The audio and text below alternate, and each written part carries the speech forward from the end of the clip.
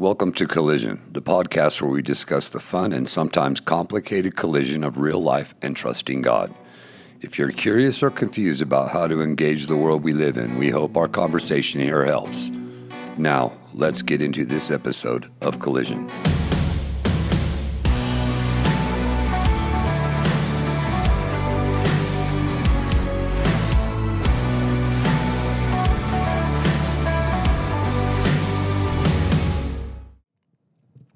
Well, welcome to the Collision Podcast. I'm joined here with Pastor James today. I'm Matt Manning. We are pastors here at Crossroads Church, and Collision is really the podcast where we talk about where life and faith kind of smash together.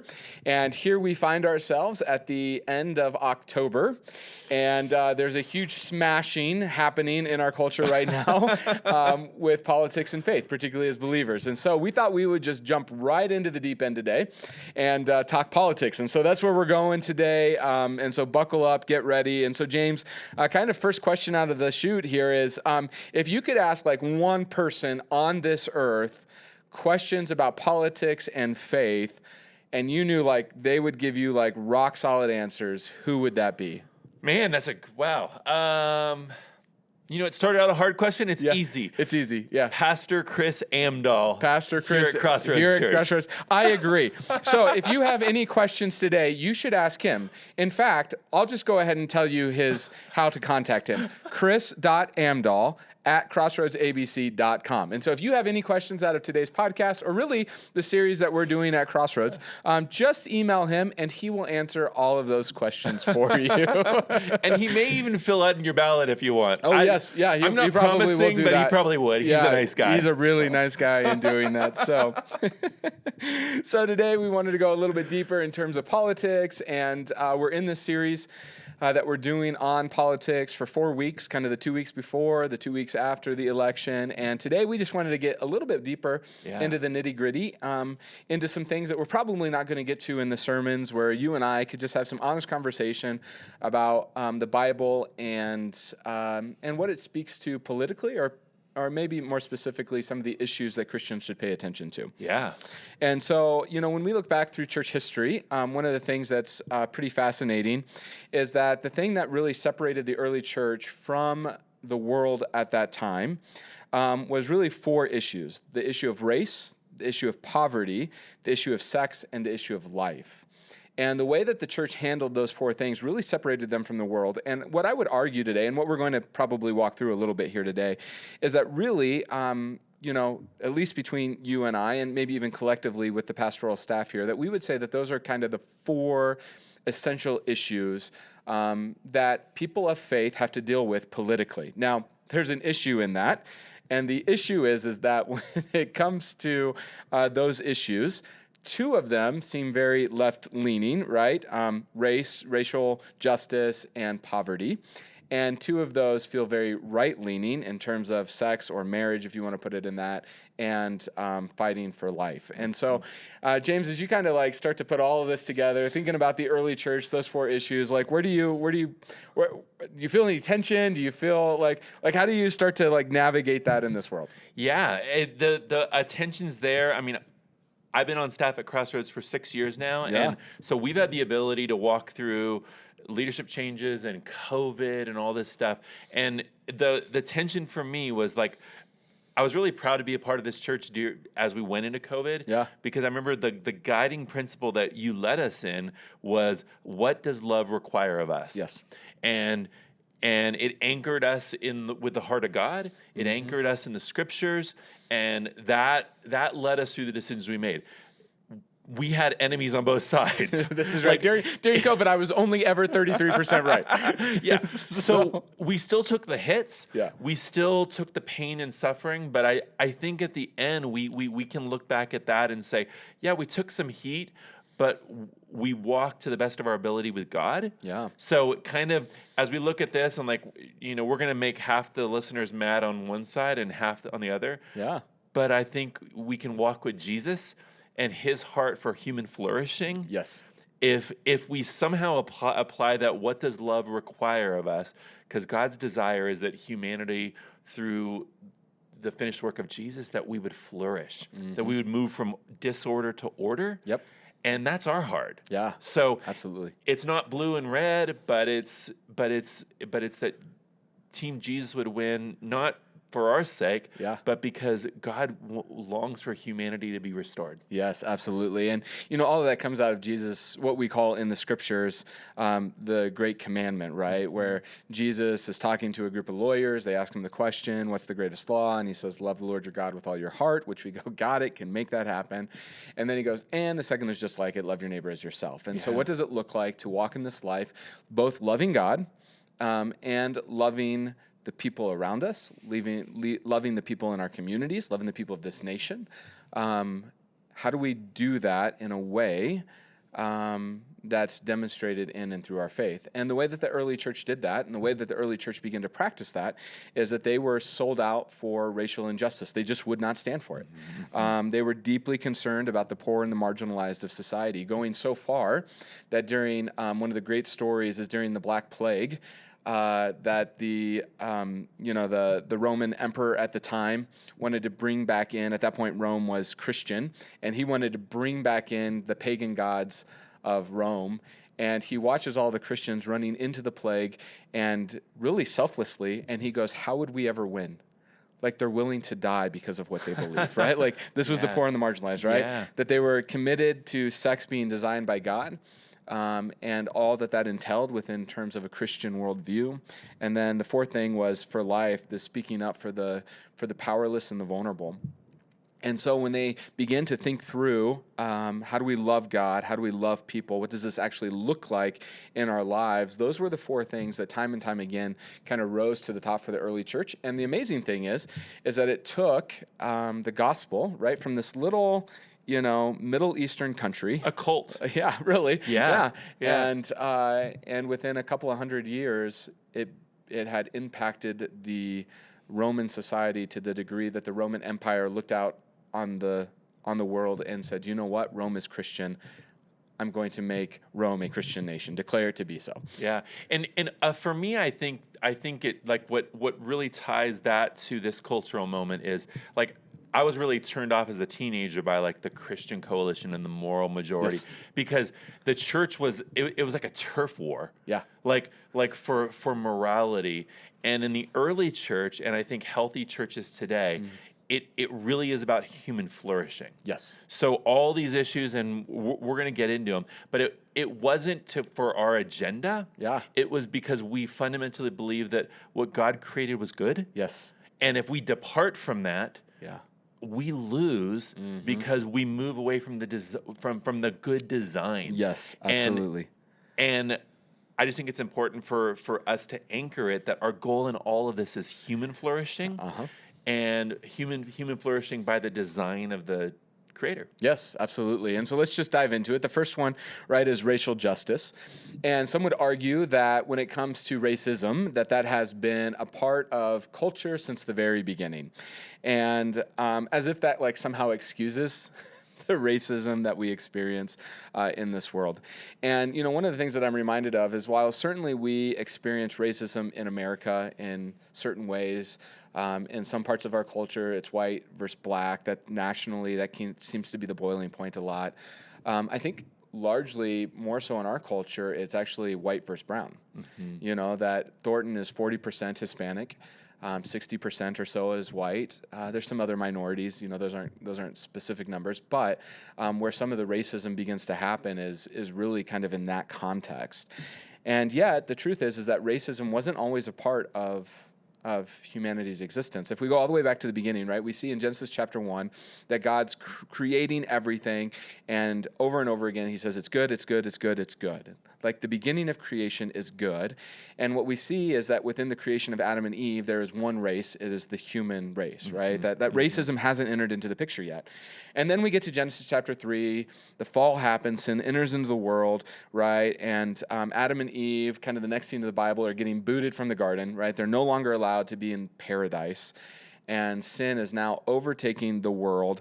So by the time we get to Genesis chapter 6, right, it says that that everything about man is only evil all the time. Like, for me, that's Genesis 6:5. It's the most heartbreaking verses in all the Bible, that man was only evil all the time. And so we fast forward a little bit further to Genesis chapter 11. We have the Tower of Babel that's rising up, and humans are going, hey, we're going to build something so big that as people come into the city, that they'll be able to see from miles and miles away, and they'll see how glorious we are. And God's like, look, you're not stealing my glory. It's about, you know. And so he goes, we're gonna move everything out, right? So he creates language, you know, and basically creates all of this. How would I explain it? The language changes, right? They're scattered throughout the nations.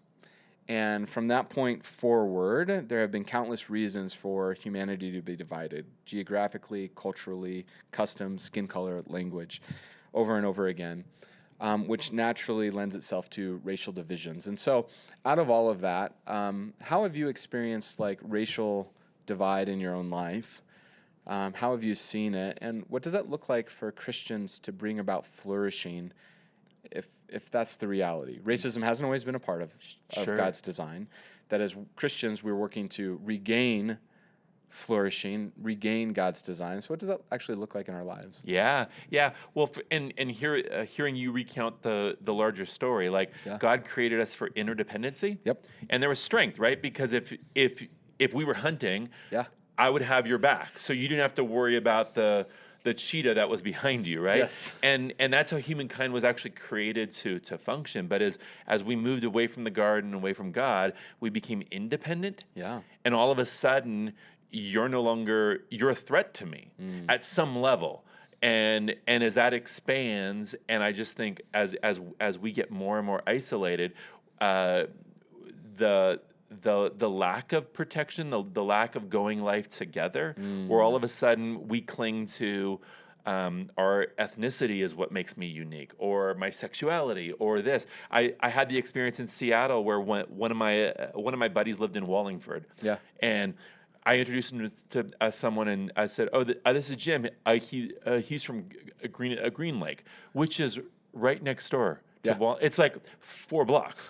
And he corrected me because it meant that much to him. Like, I don't live in Green Lake. I live in Wallingford. And it was like, I was like, I didn't understand it. Yes. But there was a tribal mentality of those are my people, and you violated me. And it was just, and it really caught me off guard. But I think you see that racially, you see that socioeconomically.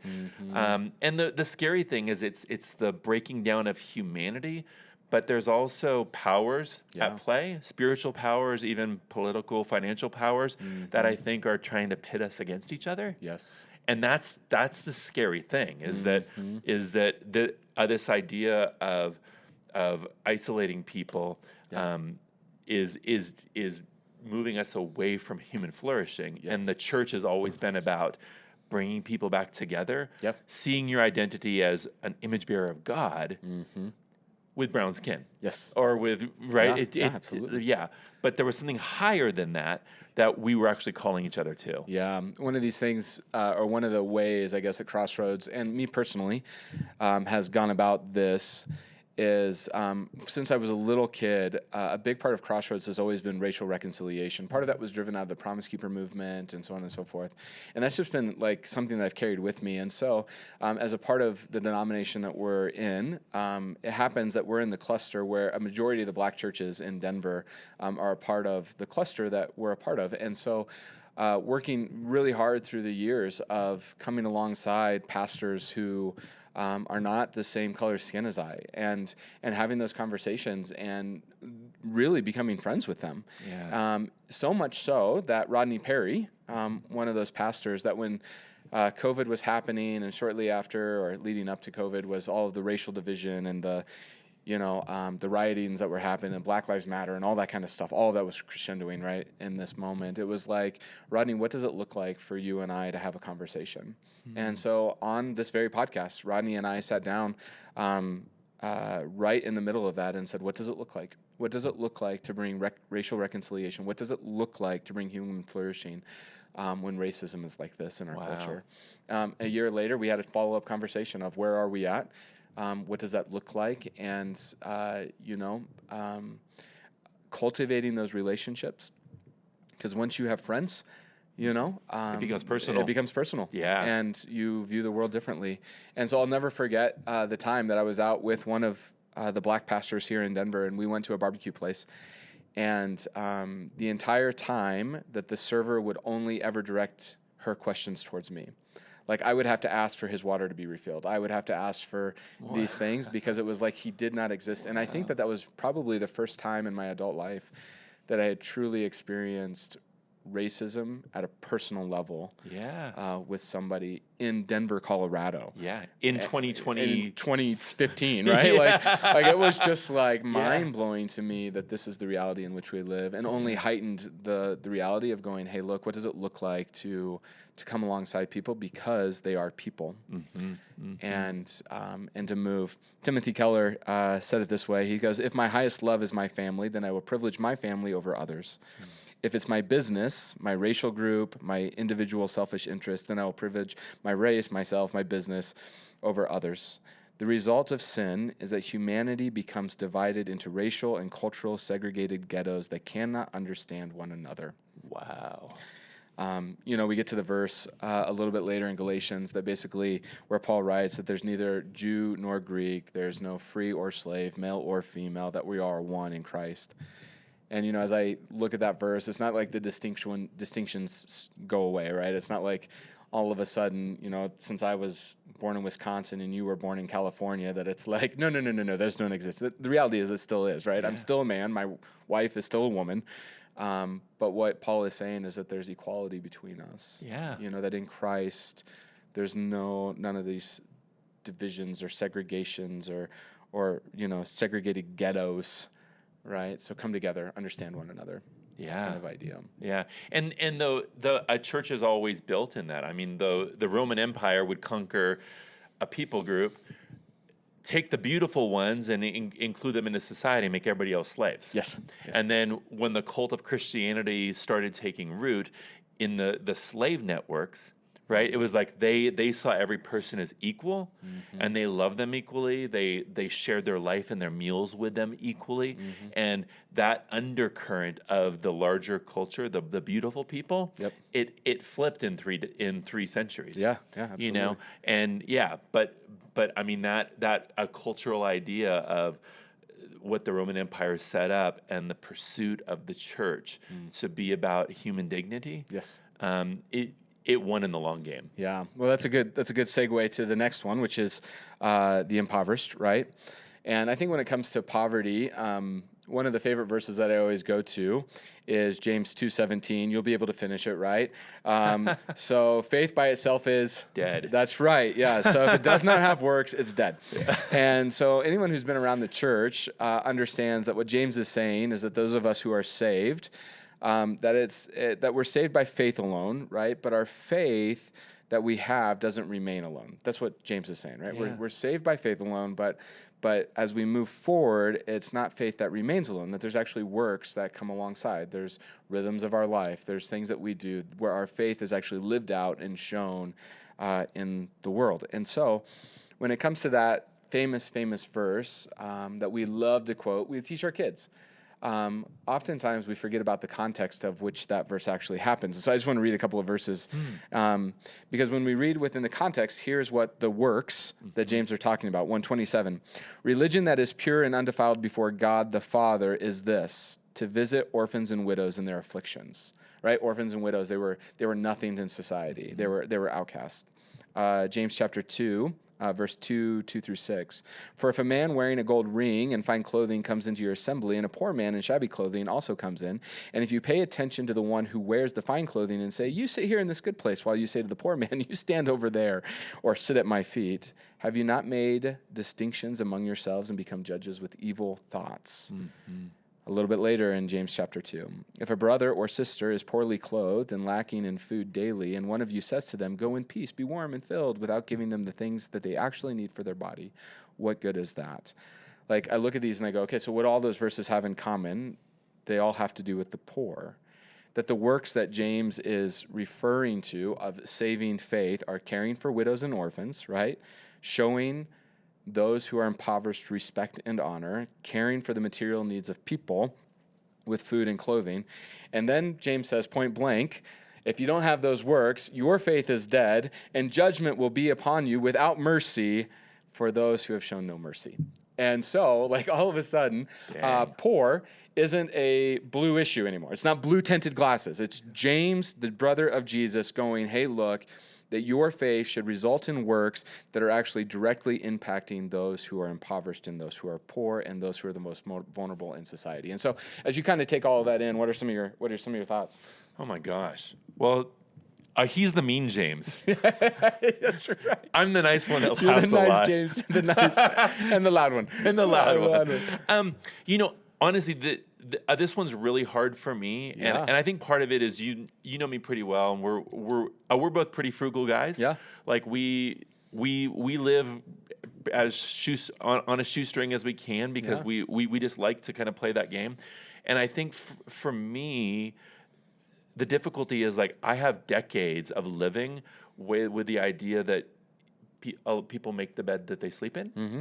Yeah, and my wife and I have worked really hard for the, and so there's this gradation that I tend to look at poverty, which I think is my flesh. Yeah, it's not God, because some people make their choices, and and other people, they were born into the situation, they did the best they could. Yeah.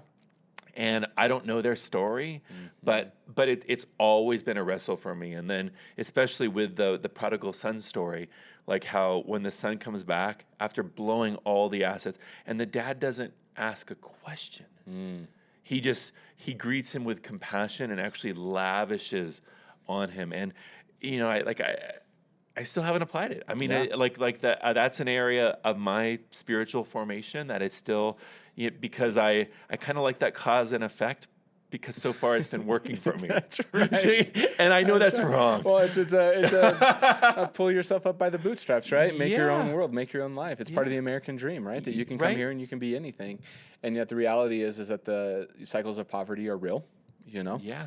Several years ago, as a staff, we did a whole training on the cycles of poverty, and it was so eye-opening to the things that we learned in that, and how do people get caught in the cycles of poverty and then can't find their way out, so on and so forth, And I think you're right. Like, I come from a family of farmers who are poor, right? And worked hard and made something of themselves. And, in terms of the American dream, found it. Yeah. And so there's that level of that. And yet at the same time, James calls us and goes, man, where you see poverty, step in. And so one of my heroes in this is the former pastor here, Pastor Kim.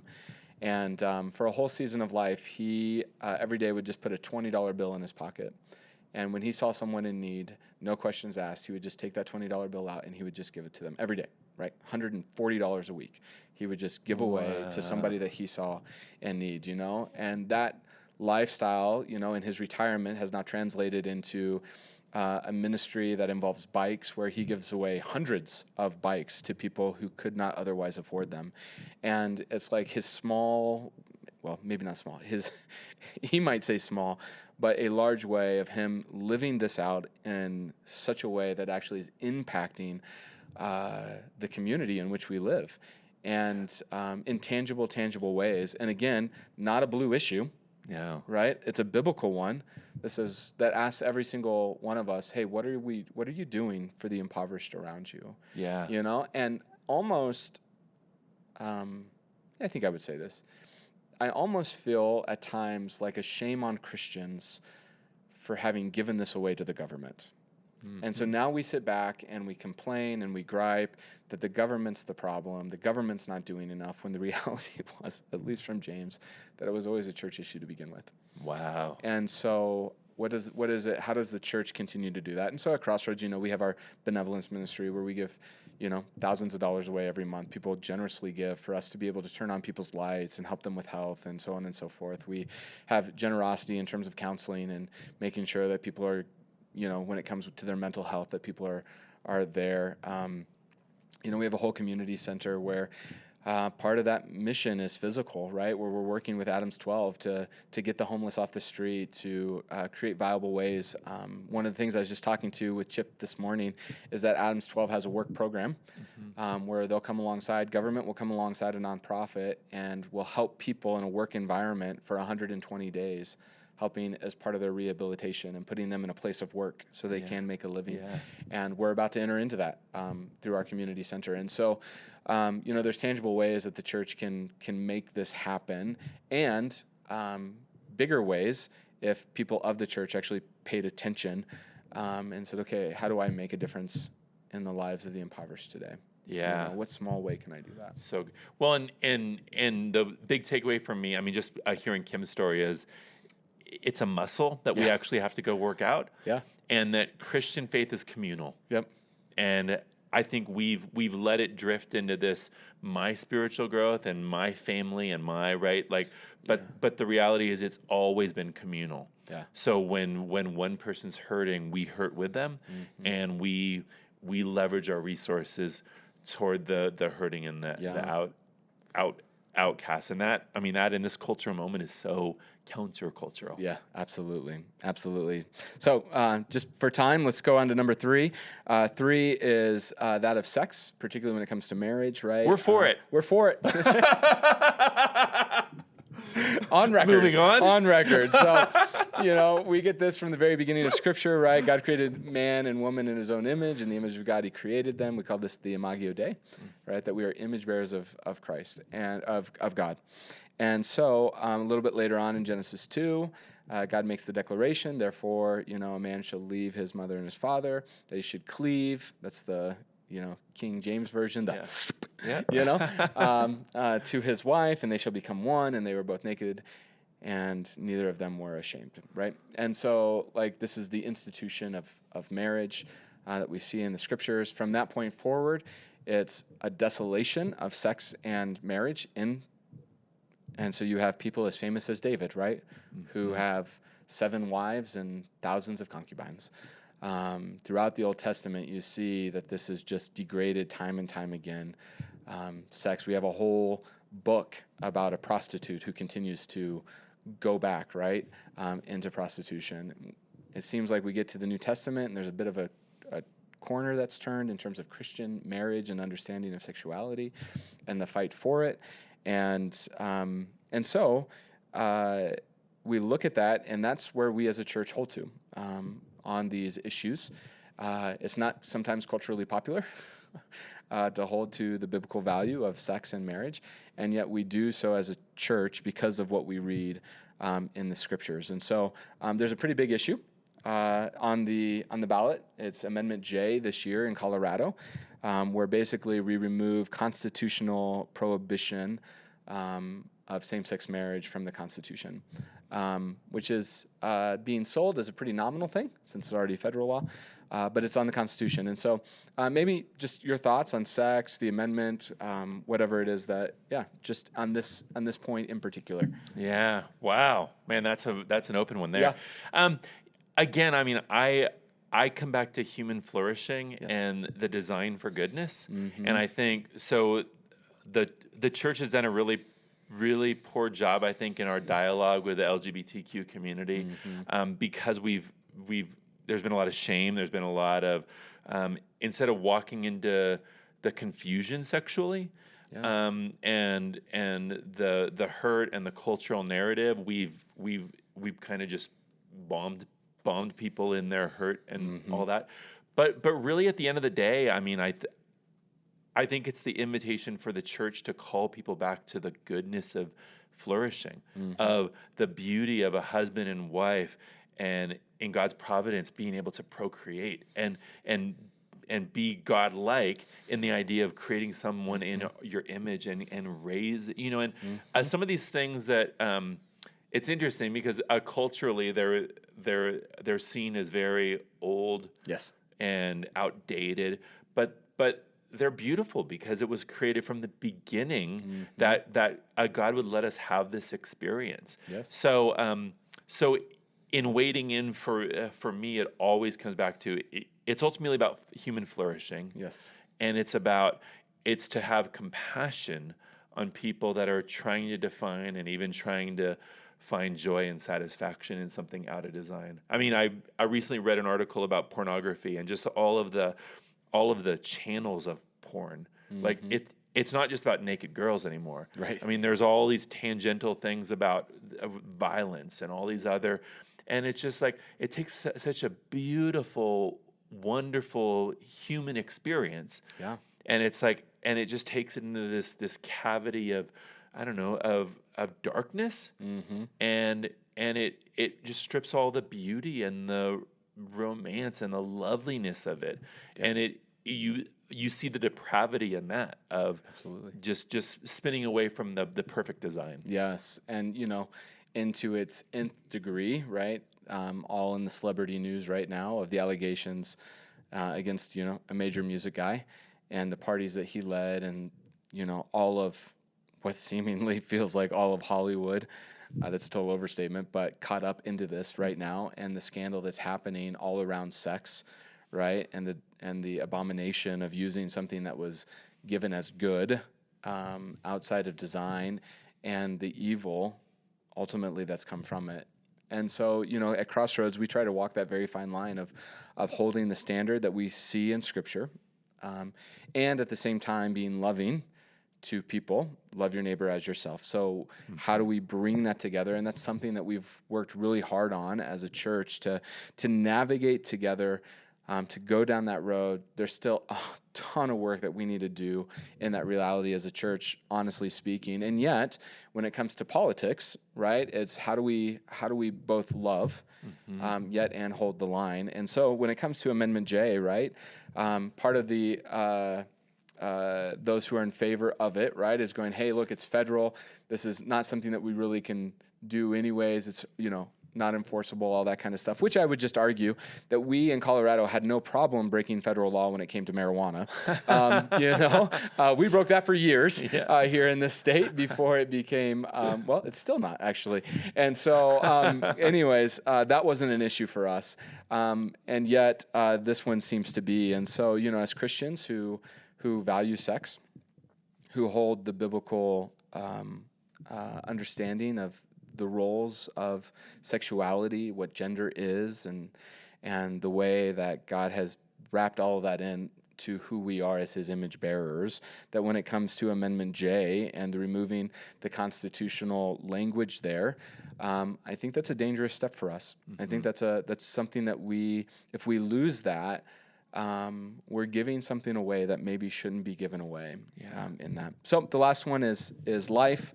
And when it comes to life, humanity has a long history of undervaluing life. I think probably the biggest one is the Lebenswert of Nazi Germany. That little German word just means life unworthy of life. And the way that they applied it was to, babies who were born with deformities or young children who they saw that were slow or whatever. And they would say that this child is not worthy of life. Or in the old, when someone was unproductive in society any longer.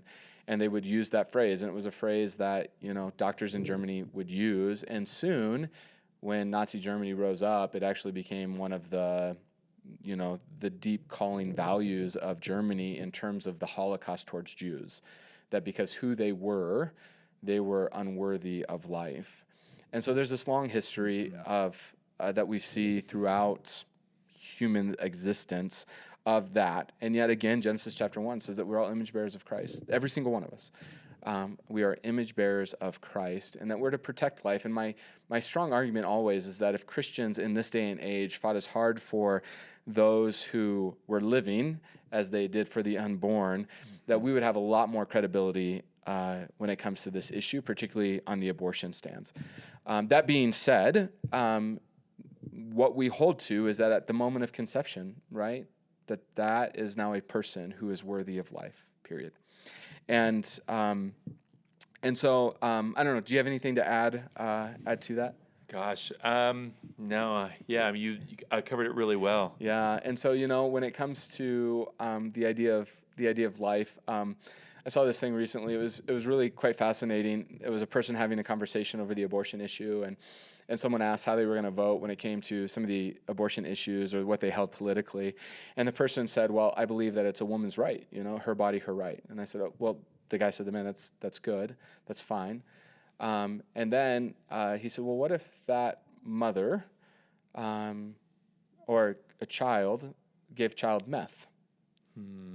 And that person said, well, you couldn't do that. Like, you couldn't, that would be wrong to give a child meth, and listed all the reasons, that went. And as the conversation went down the road, it was like, so what's the difference of a mom killing a child within her, right? And a mom killing a child through the drug meth, right? Like, and the person kind of was show-stopped in that moment. And I think that's kind of the reality of when it comes to this existence of, as believers, that we are to fight for life always, period. Yeah. The end of life, the beginning of life, in between, that we're to fight for life. And so, again, there's another amendment happening on the Colorado ballot. It's 79. And this year is the right to an abortion, stated in the Constitution, and then publicly funded dollars going towards that. And I think that if we hold a biblical worldview of what does the Bible say about life, and this issue that now is before us, that Christians have a decision that they need to make in terms of, is that okay? Do we publicly fund abortions when it comes to this? And we actually have an ability to vote. Now, once it votes, what happens, right? That's the way our democracy works. And yet, as Christians who are political, if we're upholding a value here, then Amendment 79 is not one that we should be running after. It would be my thought as a pastor. Yeah. And so, so those are the four issues, kind of put today in terms of context of where we're at as society. Tons of other issues, right, that we have to wade through, but these tend to be the four core throughout the human history. And so as we kind of wrap this up, I mean, we've gone really long, but hopefully it was good. Yeah. Any kind of final words from you? Yeah, I mean, we obviously didn't remove your tension. Yeah. And I think part of that is the beauty of being a follower of Christ, because He's given us His Holy Spirit. He's given us life experiences and our own thoughts. And I think part of the church being the church is that that when we come together and we talk about these things, we can sharpen each other. We can listen to God in our conversation and as He speaks to us directly. And at the end of the day, God calls us to practice obedience in our actions, and even if our actions are filling in a little circle. Yes. Right? And the idea of, and I think what everybody's wrestling with right now is like, this isn't a black and white issue. Yeah. Like, you're going to feel icky probably any way you vote for a lot of things this time around. Yeah.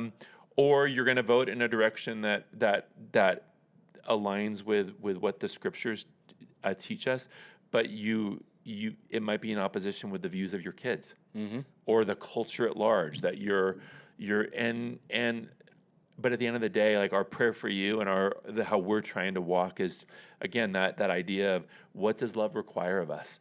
And if we do that in faith and being open to what God has for us, we're going to get through this. Yeah, absolutely. Right? And God's going to be glorified, whether it's flourishing our country or whether it's bringing us to a point of humility and brokenness. Yeah. Because His heart is really our hearts. Yep, absolutely. And so that's a good final word.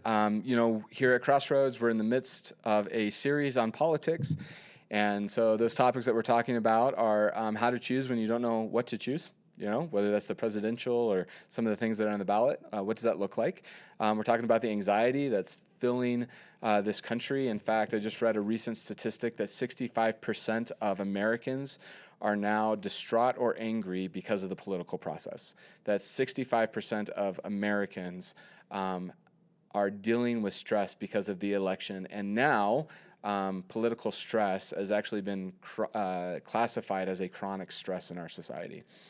People are literally losing life, right? Their souls are being sucked because of the way that we're handling politics in this country. So, And if Peyton Manning would just step up and run this country, all would be solved. you said this weeks ago. I did. I said this weeks ago. I stand by it. I stand by it.